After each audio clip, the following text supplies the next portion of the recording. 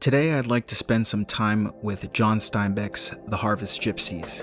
Published in 1936 as a series of 7 newspaper articles, these essays are often remembered as an exposé of migrant poverty during the Great Depression.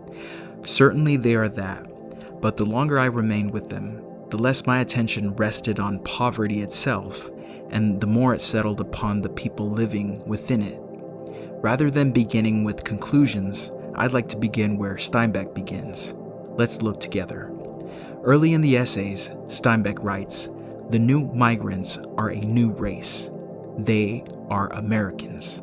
A few paragraphs later, he adds, "They are not migrants by nature, they are farmers." I'd like to stay with those sentences for a moment. The first thing I notice is that Steinbeck interrupts what many readers might expect. He could have begun by describing poverty. He could have begun by describing overcrowded camps or failing crops. Instead, he begins by naming the people. They are Americans. They are farmers. That choice slowed me down. Before I could think about what these families lacked, Steinbeck asked me to remember who they were. As I continued reading, another question gradually emerged. How are these people responding to what has happened to them? Steinbeck doesn't answer that question with an argument. He answers it by preserving ordinary moments. Families sell what little they own and load aging automobiles for the journey west. They travel hundreds of miles in search of work. Parents prepare meals from whatever food they can find. Children remain beside their families. Workers continue searching for employment. Neighbors share what little they possess. Families warn and repair belongings because replacing them is impossible. None of these responses is dramatic. That, I think, is worth noticing. Steinbeck rarely directs our attention toward extraordinary acts of heroism. Instead, he patiently records the ordinary work of living. The more I remained with those scenes, the more another question emerged. What responsibilities are these people continuing to assume? Parents continue accepting responsibility for their children. Workers continue accepting responsibility to provide for their families. Neighbors continue accepting responsibility for one another. The circumstances surrounding those responsibilities have changed dramatically. The responsibilities themselves have not. That distinction feels important. Steinbeck could have defined these families by what had happened to them. Instead, he repeatedly shows what they continue choosing to do. Those recurring responses begin revealing something about the values orienting their lives. Again and again, their actions return to family. Again, they return to their work. And again, they return to caring for others. Their homes have been lost. Their livelihoods have been disrupted. Yet the values shaping their responses remain remarkably consistent. Perhaps this is why Steinbeck calls them farmers, not simply because farming is their occupation, but because he continues to recognize a way of life shaped by responsibility even after the land itself has been left behind. That observation leaves me with one final question. If Steinbeck asks us to see these families through the responsibilities they continue assuming, how might our own way of seeing change? Instead of defining people by the circumstances that have overtaken them, what if we first paid attention to how they continue responding?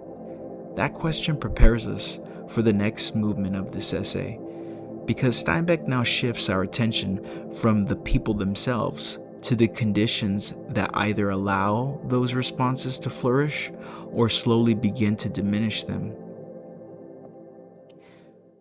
Having spent time with these families, Steinbeck takes us somewhere I didn't expect. He doesn't immediately return to wages. He doesn't continue criticizing California's agricultural system.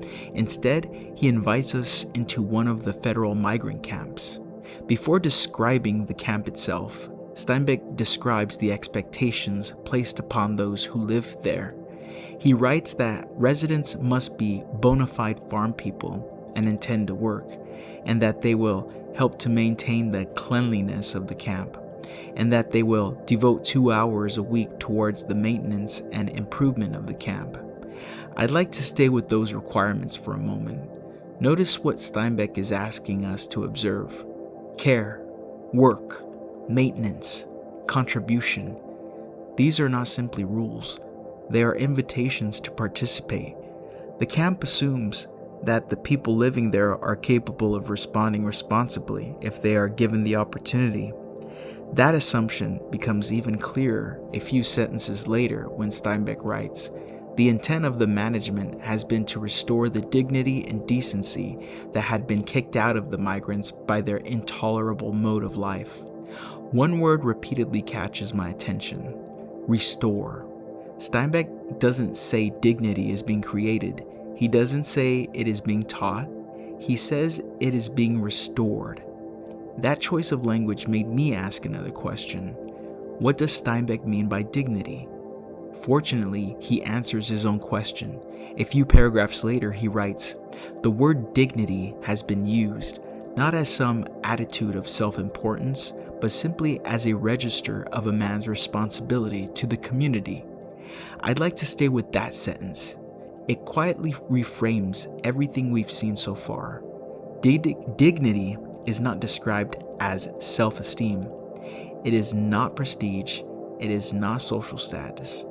For Steinbeck, dignity becomes visible in a person's relationship to others. In other words, dignity is expressed through responsibility. That definition sent me back through the chapter. I began noticing responses I had almost overlooked. People maintain the camp, they care for shared spaces, they contribute their labor, they participate in the life of the community. Then Steinbeck records the result. People in the camp are encouraged to govern themselves, and they have responded with simple and workable democracy. That sentence may be one of the most important observations in the entire collection. Notice what Steinbeck preserves. He does not simply describe a government program, he records a human response. When people are treated as members of a community rather than as a problem to be managed, new possibilities emerge. Responsibility begins to flourish. Neighbors become participants. Families become citizens. Community becomes something people actively build together. The people themselves have not fundamentally changed. Many of them are the same families they were when they met earlier. The responsibilities are familiar. What has changed are the conditions in which those responsibilities can now be lived. That distinction feels important. The camp does not manufacture responsibility. It creates conditions in which responsibilities that had been constrained can once again be exercised. Through Frankl's lens, we might say that life is now asking a different question. Earlier, the question was, how do I survive today? Now another question becomes possible. How shall I contribute to the life we share? Steinbeck never tells us directly this. He lets us watch it happen. The responses speak before the conclusions do, and because they do, the insight feels discovered rather than imposed. That observation left me with another question. If the conditions of a community can either strengthen or weaken our ability to respond responsibly, what responsibilities do communities bear toward the people who live within them? Steinbeck doesn't answer that question immediately. Instead, he widens the frame. The next movement asks us to observe not how migrants respond to hardship, but how California itself responds to the people upon whom its prosperity depends. Up to this point, Steinbeck has invited us to observe the responses of individual people. We've watched parents continue caring for their children, workers continue searching for employment, neighbors assume responsibility for one another. We've seen dignity begin to reappear as people participate in the life of a community. Now Steinbeck quietly widens the frame. The question changes. It is no longer, how do these families respond to hardship? Instead, it becomes, how does California respond to these families? Steinbeck begins by looking backward. He traces the history of California agriculture and notices a pattern stretching across generations. Different people arrive: Chinese laborers, Japanese farmers, Mexican workers, Filipino laborers. Now the families driven west by the Dust Bowl. The people change, the names change, the circumstances change, but one response keeps returning. Steinbeck repeatedly asks and speaks of the search for cheap labor. Each new group is welcomed when labor is needed.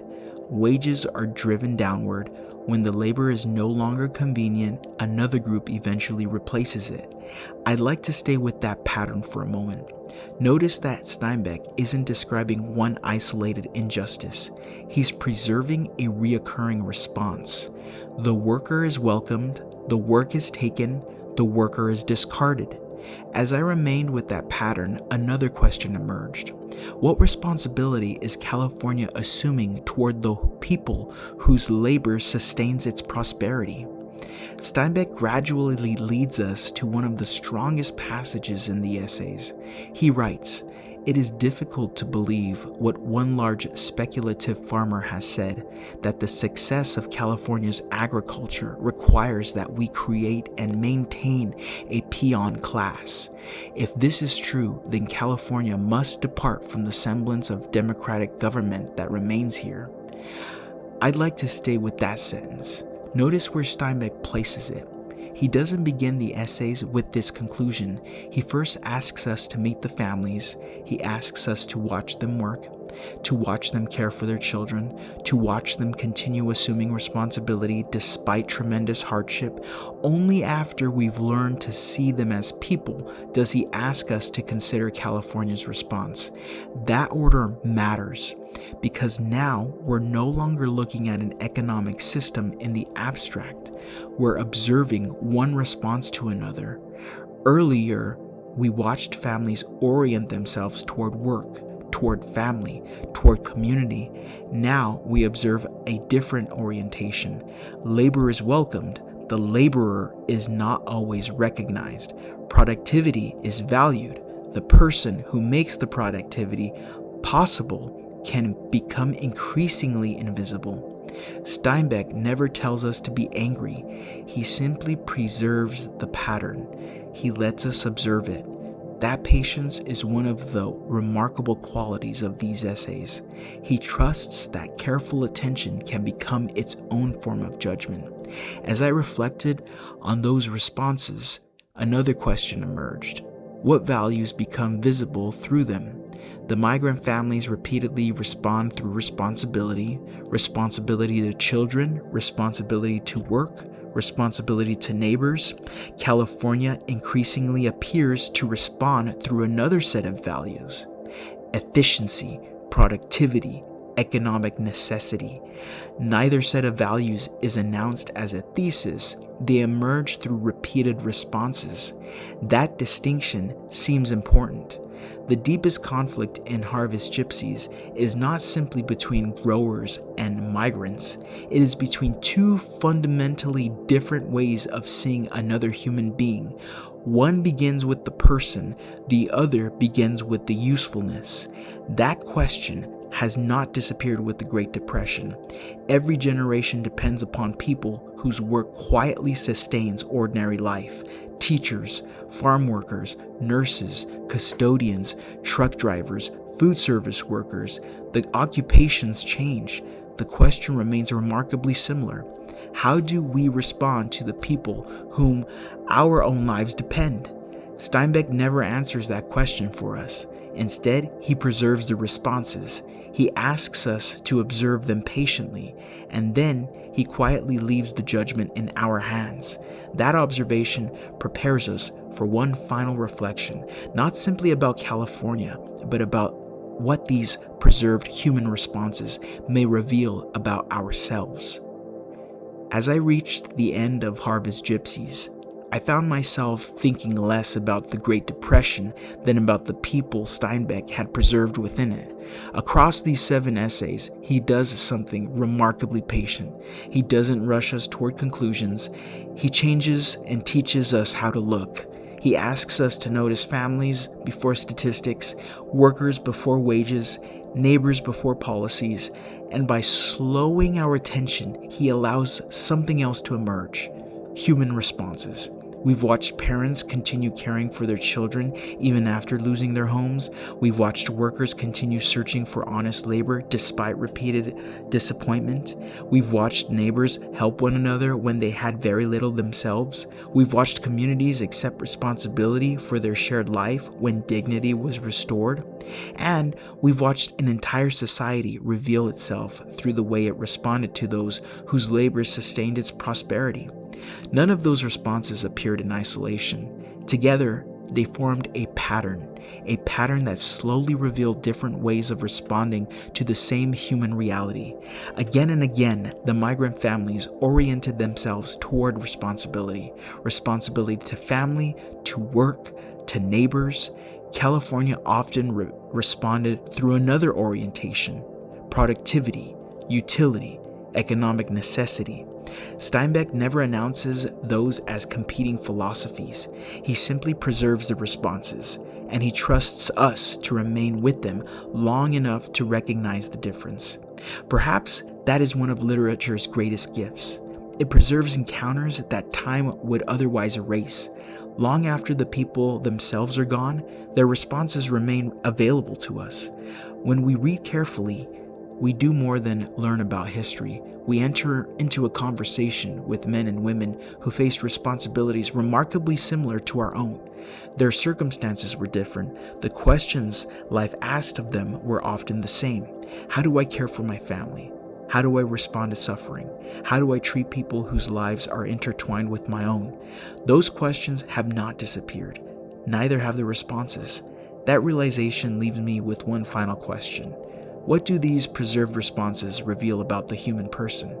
Perhaps they reveal that our circumstances, while powerful, do not tell the whole story. Perhaps they reveal that responsibility can endure even when security has disappeared. Perhaps they reveal that communities flourish when people are recognized not merely for what they produce, but for who they are.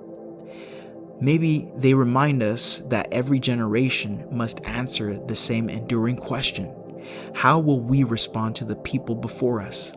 That is why I think Harvest Gypsies still matters.